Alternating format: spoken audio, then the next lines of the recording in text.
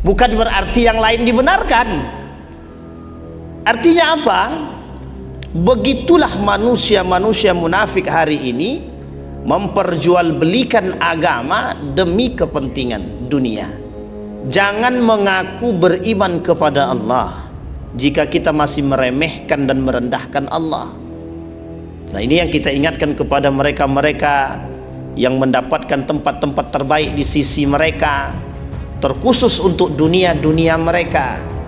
Mereka naik karena apa? Harusnya mereka sadar lisan-lisan mereka, perilaku-perilaku mereka jangan mencerminkan kemunafikan.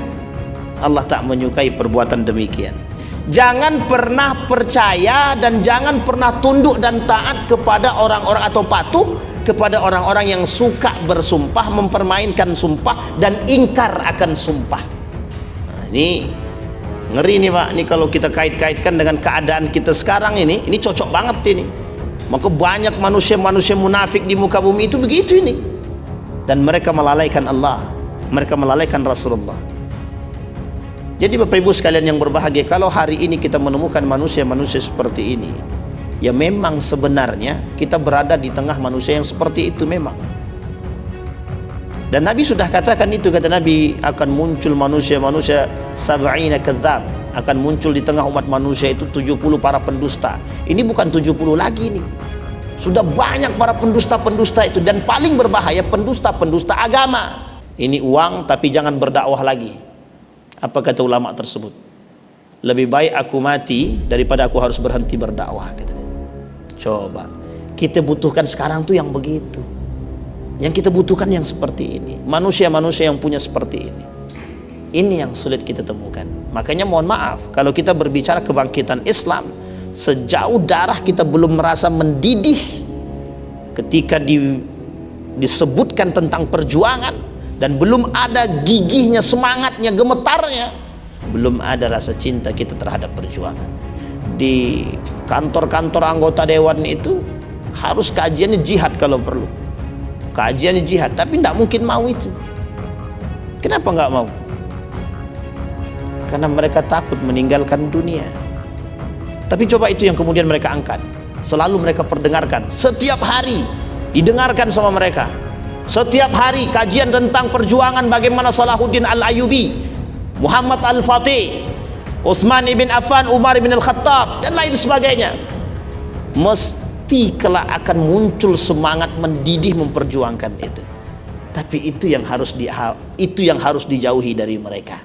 An-nasu taqu rabbakum alladzi khalaqakum min nafsin wahidah wa khalaqa minha zawjaha wa batha minhuma rijalan katsiran wa nisaa'a wattaqullaha alladzi tasaaluna bihi wal arham innallaha kana 'alaikum raqiba.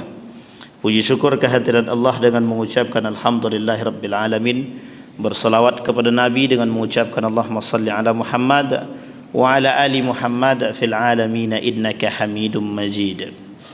Bapak Ibu sekalian yang berbahagia, mudah-mudahan Allah ridha, Allah berkahi, Allah sehatkan kita semua, Allah jadikan kita orang-orang yang selalu bersyukur akan segala nikmatnya. InsyaAllah kita semua husnul khatimah. Amin ya rabbal alamin. Baik Bapak Ibu sekalian yang berbahagia, kita masuk pada poin kita. Kemarin kita sampai pembahasan kita tentang tanda-tanda orang munafik dalam kitabnya Dr. Aid Al-Qarni. Kemarin kita sampai pada orang-orang yang mencela orang-orang yang saleh, bagian daripada kemunafikan. Kemudian al-istihza wasakhariyatu, orang-orang yang mencemooh, mencela, mengejek, mempermainkan Al-Quran, bagian daripada kemunafikan. Orang-orang yang kemudian menjadikan Al-Quran untuk bahan candaan, mereka jadikan kalamullah untuk mencari kepentingan, juga bagian daripada kemunafikan. Ketika Allah berkata di dalam Al-Quran, qul abillahi wa rasulihi wa ayatihi wa rasulihi kuntum tastahzi'un, Apakah dengan ayat-ayatku, kata Allah, dan Rasulku kalian melakukan pencemoohan, istihza, mengolok-olok? La ta'tadhiru qad kafartum ba'da imanikum. Jangan sampai kalian menjadi orang-orang yang kafir setelah kalian beriman, kata Allah. Bapak Ibu sekalian yang berbahagia, kalau kita melihat makna daripada kalimat tersebut, dijelaskan oleh Dr. Aid Al-Qarni, Allah menurunkan ayat ini kepada orang-orang munafik, yang memang orang-orang munafik ini mereka sebenarnya sholat, mereka puasa, mereka berzakat, mereka juga berjihad. Tapi mengapa mereka masuk dalam golongan orang-orang yang dianggap munafikun? Karena pada hakikatnya mereka jihad, mereka salat, mereka zakat, mereka pemahaman mereka tentang Al-Quran bukan untuk Allah, tapi lebih tepatnya untuk mencari kepentingan di balik ayat-ayat tersebut dan agama tersebut. Maksudnya bagaimana? Maksudnya jadikan ayat yang keluar dari lisan dia, jadikan agama yang dia anut, yang dia pegang, yang dia lakukan untuk memanipulasi manusia sehingga bisa mendapatkan keuntungan dunia. Nah, ini yang kita maksud. Sebenarnya halnya sepele. Mereka sholat, mereka puasa, mereka zakat, tapi mengapa mereka berkhianat? Nah, itu dia bahasanya. Demi Allah kami puasa, kami sholat, tapi mengapa mereka tetap mencuri? Tapi mengapa mereka tetap korupsi? Justru terkadang yang mereka korupsikan kadang-kadang diambil dari dana haji, Al-Quran, dan itu kaitannya dengan agama. Bukan berarti yang lain dibenarkan. Artinya apa? Begitulah manusia-manusia munafik hari ini memperjualbelikan agama demi kepentingan dunia. Dan ini yang harus kita jaga sebagai orang yang mengerti. Dan itu kata para ulama bagian daripada istihza. Tidakkah mereka mendengar peringatan Allah? Tidakkah mereka mendengar nasihat dari Rasulullah? Tapi mengapa mereka terus melakukan perbuatan demikian? Artinya ada orang yang terkategorikan fasik, tahu dia salat itu wajib tapi dia tak salat, itu masih mending, Pak. Tapi kalau tahu dia salat itu wajib, dia ingkari kewajiban salat, kewajiban puasa, justru menentang syariat, menentang Allah, menentang Rasul, memperjualbelikan segalanya, itulah yang disebut dengan munafiqun. Nah, ini yang terjadi. Manusia hari ini bersumpah atas nama Allah, Al-Quran ditaruh di kepala, tak ada rasa takutnya kepada Allah dan Rasulnya, tak. Mereka menganggap hal tersebut seperti satu permainan. Maka lebih berbahaya orang yang mengerti sholat tapi dia tidak sholat ketimbang orang yang mempermainkan sholat. Itu lebih berbahaya. Orang yang tidak sholat karena faktor diri dia sendiri dibandingkan dengan orang yang mempermainkan sholat itu sendiri. Karena orang yang tidak sholat setelah tahu kewajiban sholat, mereka hanya sekedar fasik. Tapi kalau mereka mempermainkan salat, mereka justru manusia munafik. Wa idza qamu ila salati qamu kusala. Nah, orang-orang yang seperti ini, yang salatnya mereka bermain, mereka memanfaatkan salat mereka untuk bermain, untuk mencari kepentingan. Nah, Bapak Ibu sekalian yang berbahagia, saya ingin ingatkan kepada kita semua, jangan mengaku beriman kepada Allah jika kita masih meremehkan dan merendahkan Allah. Nah, ini yang kita ingatkan kepada mereka-mereka yang mendapatkan tempat-tempat terbaik di sisi mereka, terkhusus untuk dunia mereka. Mereka naik karena apa? Harusnya mereka sadar lisan-lisan mereka, perilaku mereka jangan mencerminkan kemunafikan. Allah tak menyukai perbuatan demikian. Kemudian yang selanjutnya al-halaf mudajah. Orang-orang yang banyak bersumpah, ittakhadhu aimanahum junnah. Orang-orang munafik menjadikan sumpah mereka itu sebagai perisai. Nah, ini biasa banyak kita temukan ini kalau di pasar-pasar ini. Mereka jual sumpah tersebut agar jualan mereka laku. Nah, ini juga bagian daripada perbuatan-perbuatan yang tidak disukai Allah. Wala tuti' kulla halafin mahin, kata Allah, jangan kalian percaya dan jangan taat kepada orang yang rajin sumpah. Nah, ini perintah ya. Wala tuti' kulla halafin mahin. Jangan pernah percaya dan jangan pernah tunduk dan taat kepada orang-orang atau patuh kepada orang-orang yang suka bersumpah, mempermainkan sumpah dan ingkar akan sumpah. Nah, ini ngeri nih Pak. Ini kalau kita kait-kaitkan dengan keadaan kita sekarang ini cocok banget ini. Maka banyak manusia-manusia munafik di muka bumi itu begitu ini. Mudah bersumpah tapi mudah mengkhianati sumpah itu sendiri. Coba bayangkan. Kalau kita seret pada kasus-kasus terbaru kita sekarang, berapa banyak mereka yang duduk itu semua pakai sumpah. Tidak ada satupun yang tanpa sumpah. Semua pakai sumpah. Tapi pertanyaannya, sejauh mana sumpah yang mereka ucapkan melalui lisan mereka itu? Ada dua kemungkinan. Ada orang yang lupa dengan sumpahnya, atau yang kedua menganggap remeh sumpah yang mereka ucapkan. Nah, yang banyak itu yang mana di antara kedua ini? Nah, itu yang harus kita pikirkan. Kalau yang banyak pada nomor yang kedua berarti banyak munafiknya. Kalau banyak yang pertama sama-sama dua-duanya munafik memang. Orang yang mudah bersumpah mesti mudah mengingkari sumpah. Maka Allah katakan jangan wala tuti' kulla halafin mahin. Jangan pernah patuh kepada orang yang mudah mengingkari sumpah atau meremehkan sumpah. Karena sesungguhnya orang yang sumpah itu, yang suka bersumpah, mesti suka mengingkari sumpah itu. Tenang.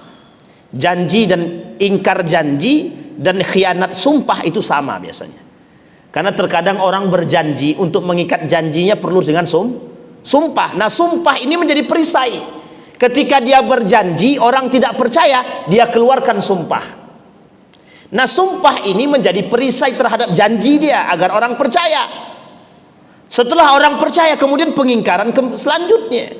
Coba bayangkan. Mereka bersumpah tapi mengkhianati sumpah. Harusnya orang-orang seperti ini tuh semuanya kena kafarat itu. Bayar kafarat mereka itu. Janji mereka adalah mensejahterakan rakyat. Tapi bukannya mensejahterakan, tapi menyengsarakan. Nah, ini makanya kita katakan berkali-kali, berat jadi orang-orang yang bersumpah. Kelak ketika mereka memintai pertanggungjawaban, apa yang harus kita buat di hadapan Allah? Kita bawa apa? Kita mau ngapain di hadapan Allah? Apa yang mau kita jual? Tidak ada Pak. Pertanyaannya, mengapa mereka tidak takut dengan sumpah mereka?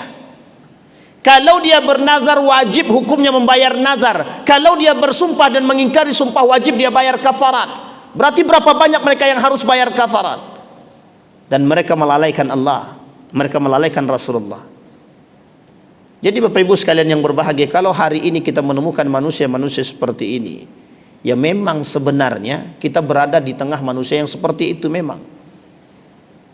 Dan Nabi sudah katakan itu, kata Nabi, akan muncul manusia-manusia sab'ina kadzab, akan muncul di tengah umat manusia itu 70 para pendusta. Ini bukan 70 lagi nih. Sudah banyak para pendusta-pendusta itu, dan paling berbahaya pendusta-pendusta agama. Itu yang paling penting untuk kita katakan. Maka kata Nabi, terjadi pada masa Nabi, bersumpah atas nama Allah, tapi ternyata mereka berdusta, tapi ternyata mereka berkhianat. Ketika perjanjian Hudaibiyah, semua bersumpah siap, tapi mereka melakukan pengingkaran terhadap janji dalam perjanjian Hudaibiyah. Mungkin sebagian di antara mereka memang tidak Islam, yang belum Islam, karena perjanjian Hudaibiyah antara umat muslim dengan orang kafir Quraisy. Tapi pertanyaannya adalah, di situ Allah menunjukkan kepada kita, jangan bermain dengan sumpah. Ini terkhusus bagi siapapun, termasuk kita semua, untuk meyakinkan orang Memang terkadang butuh sumpah untuk meyakinkan orang lain. Tetapi harus berani berkomitmen dengan sumpah yang kita bangun. Demi Allah, jangan mempermainkan kalimat. Allah membenci. Konsekuensi orang yang mempermainkan kalimat tersebut adalah nifaq. Orang yang mempermainkan kalimat Allah dan sumpahnya terhadap Rasulullah, begitu juga terhadap Allah, mereka konsekuensinya adalah nifaq. Baik, selanjutnya ada yang disebut dengan al-infaqu karha. Orang-orang munafik ini mesti sangat sulit untuk berinfak, sedekah. Kenapa demikian? Karena mereka tak mau bersedekah. Selesai. Memang mereka tidak mau bersedekah. Kalaupun mereka mau bersedekah, mesti ada maunya. Apa maunya? Mereka bersedekah untuk dipilih. Mereka bersedekah untuk dipuji. Mereka bersedekah untuk diketahui. Ini mesti, Pak. Ini penyakit daripada orang-orang munafik itu begini memang. Dan ini memang sudah disampaikan oleh Allah itu, bahwa orang-orang munafik ini selalu melakukan hal-hal tersebut. Kemudian at-takhdhil. Yang ke-13 itu at-takhdhil. Famin alamatil munafiqina annahum yakhdhilun fi sufufil muslimin. Orang-orang muslim yang merenggangkan saf-saf umat muslim. Oh, ini paling berbahaya nih. Umat muslim yang meruntuhkan keislaman kita. Umat muslim yang merenggangkan saf-saf umat muslim. Apa maksudnya? Di tengah ajakan bersatu, wahai kaum muslimin, ayo kita bersatu.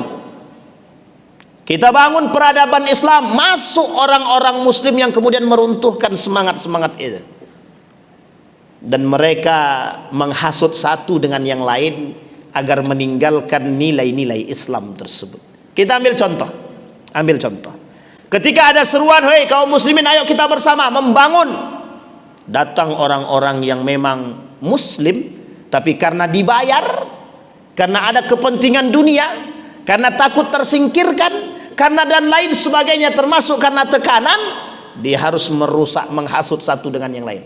Udahlah, kau tak usah ikut bersatu, cukup bersama kami. Apa yang kau mau? Jabatan apa? Dunia, aku kasih. Bayangkan Bapak Ibu, satu ketika ada seorang pemuda ikut dalam satu kegiatan summer school, peradaban Islam yang baik. Tiba-tiba datang golongan kaum munafik mengatakan begini, "Udah, kau ikut sekolah kami saja. Kami kasih engkau beasiswa full." Nah, coba bayangkan, hanya untuk meredup semangat umat-umat muslim yang ingin belajar persatuan dan peradaban Islam, muncul orang-orang yang kemudian memberikan sokongan dana yang kadang-kadang kalau kita tak sikapi dengan baik, kita yang tergiur. Berapa banyak orang-orang yang merasa tertipu dengan pemberian beasiswa, ternyata mereka justru dijebak dalam akidah yang rusak. Tujuannya sederhana, merusak pola pikir Islam yang baik, pikiran Islam yang baik dalam diri seseorang itu. Mereka kata anjing itu tak bagus, anjing itu harus kita elus dengan baik, harus kita jaga, harus bersahabat. Mereka kata Al-Quran itu tak sesuai dengan zaman. Yang perlu kita sikapi adalah sekarang ini kita harus berpikir logis, bagaimana Islam tetap berkembang tanpa Al-Quran. Oh, ini merusak kita sekarang. Inilah dampak daripada merosotnya akhlak dan moral umat manusia hari ini. Jauhnya mereka dari nilai-nilai agama. Perhatikan ketika Salahuddin Al-Ayyubi meninggikan derajat Islam, mengangkat peradaban Islam di tengah orang-orang yang betul-betul membenci Islam. Apa yang dilakukan oleh Salahuddin Al-Ayyubi? Menumbuhkan semangat cinta terhadap Al-Quran dan menumbuhkan semangat juang dalam Islam terhadap para umat muslim itu. Tiada henti Salahuddin mengatakan, "Ayo semangat, bangkit." Mereka lawan. Justru nilai-nilai itu yang membangkitkan kita. Tapi yang terjadi apa sekarang? Kita mencoba membangkitkan semangat, lebih banyak manusia dengan harta bendanya yang meredupkan. Uniknya banyak manusia yang terpedaya dengan urusan-urusan hal serupa. Kita dipecah belah hanya karena urusan dunia, bukan urusan lain. Mereka berharapnya kita rusak secara agama, kita berharap dunia dari mereka. Mereka bayar kita, mereka bahagia karena kita berhasil mengikuti jejak mereka. Ini yang kemudian terjadi di tengah kita. Mereka rela menggelontorkan dana ketika komunikasi. Seorang Abdul Hamid dengan seorang tawanan Yahudi. Apa kata Sultan Abdul Hamid? Kami tidak butuh kekuatan kalian. Kami satu masa nanti kami pasti akan kaya dan bangkit dengan Islam, bukan dengan kalian. Kepada kaum Yahudi. Apa kata kaum Yahudi? Dengan santai dia menjawab, kami punya kekuatan besar di belakang itu. Apa kekuatan besar kami? Duit, uang. Kami pemegang dunia melalui duit-duit yang kami pegang. Apa jawaban Sultan Abdul Hamid? Sederhana. Kata Sultan Abdul Hamid, ketika hati yang terkunci dengan Al-Quran dan iman, tak ada satupun yang mampu menggoyahkan. Kita cuma butuh itu sekarang. Tapi mengapa umat muslim tak sadar? Maka kenapa mereka yang justru meruntuhkan yang mengaku beriman, mereka yang merusak, yang mengkhianati nilai Islam? Karena terpedayanya mereka dengan dunia, angkuhnya mereka, sombongnya mereka. Dengan cara itu mereka merusak. Maka bisikan mereka selalu setia untuk menghasut kita agar kita redup. Udahlah, ndak usah lagi. Satu ketika ada seorang ulama didatangi oleh salah seorang yang memang tidak suka dengan Islam. Dia bawa uang segepok, mungkin sekitar 1 triliunan. Dia tawar, ini uang tapi jangan berdakwah lagi. Apa kata ulama tersebut? Lebih baik aku mati daripada aku harus berhenti berdakwah, katanya. Coba, kita butuhkan sekarang tuh yang begitu. Yang kita butuhkan yang seperti ini. Manusia-manusia yang punya seperti ini. Ini yang sulit kita temukan. Makanya mohon maaf, kalau kita berbicara kebangkitan Islam, sejauh darah kita belum merasa mendidih ketika disebutkan tentang perjuangan, dan belum ada gigihnya, semangatnya, gemetarnya, belum ada rasa cinta kita terhadap perjuangan. Maka simbol kerusakan dan keruntuhan umat muslim, hilangnya jihad dan semangat juang dalam diri umat muslim, termasuk persoalan-persoalan agama. Ini yang kemudian hilang di tengah kita. Maukah mereka menggelontorkan waktu mereka hanya untuk duduk kemudian mendengarkan kajian-kajian yang baik? Bagus tuh Pak. Kalau perlu di kantor-kantor anggota dewan itu harus kajiannya jihad kalau perlu. Kajiannya jihad, tapi tidak mungkin mau itu. Kenapa nggak mau? Karena mereka takut meninggalkan dunia. Tapi coba itu yang kemudian mereka angkat. Selalu mereka perdengarkan. Setiap hari didengarkan sama mereka. Setiap hari kajian tentang perjuangan bagaimana Salahuddin Al-Ayyubi, Muhammad Al-Fatih, Utsman ibn Affan, Umar ibn Al-Khattab, dan lain sebagainya. Mesti kelak akan muncul semangat mendidih memperjuangkan itu. Tapi itu yang harus dijauhi dari mereka. Sehingga yang masuk ke sana harus ada musiknya, harus ada ini itunya, harus ada permainan-permainannya, harus ada joget-jogetnya. Lebih bisa kami nikmati? Tidak. Manusia hanya mampu menikmati dunia secara zahir, bukan secara batin. Musik hanya bisa dinikmati secara zahir, bukan batin. Karena secara batin yang bisa menikmatinya adalah hanya agama dan kebijaksanaan yang bisa didapat dari nilai-nilai agama. Jadi nilai kebijaksanaan itu hanya bisa didapat dari nilai-nilai agama. Itu yang diruntuhkan. Nilai-nilai itulah yang diruntuhkan dari kita. Kenapa mereka tak mau? Kenapa kita tak mau? Kenapa kita ini dan lain sebagainya terhadap nilai? Itu disebabkan karena kecintaan terhadap dunia yang hari ini dipopulerkan. Maka kita butuh perjuangan. Kalau kita buat kajian, ya memang kita harus siap dengan segala kondisi. Perjuangan kita itu memang yang bisa kita buat hari ini itu.